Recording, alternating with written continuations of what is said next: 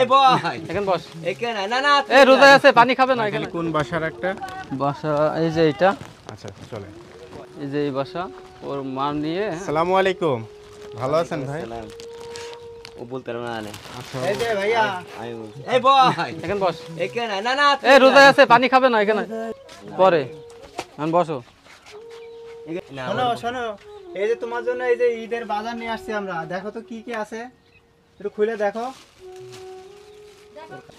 না মামা দেখো তো মামা, দেখো এই দেখো এর ভিতরে কি কি আছে দেখ। এটা কি নাম বলতে পারবে না, এটা বলতে পারবে না, এই খালি এইটাই বলতে পারবে, তাও এটা বলতে, তাও না অরিজিনাল ভাবে বলতে পারবে, তাও এটা কি ভাই?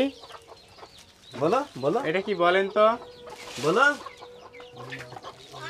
আসলে ওনার হ্যাঁ, ও- আচ্ছা রুয়েল ভাই, ওনার বিষয়ে আপনি একটু বলেন তো ভাই। আসলে ওনার বিষয়ে আর কি বলবো, ওর যাই তো মা হচ্ছে ও নিয়ে থাকে, এখন ও হচ্ছে প্রতিবন্ধী, দেখতেই পাচ্ছেন। হ্যাঁ হ্যাঁ, তো উনি কাজ কাম করে নিয়ে এসে ওর খাওয়ায় আর কি। ও যে কাজ কাম করে ওর মার খাওয়াবে এই অবস্থাতেও নেই।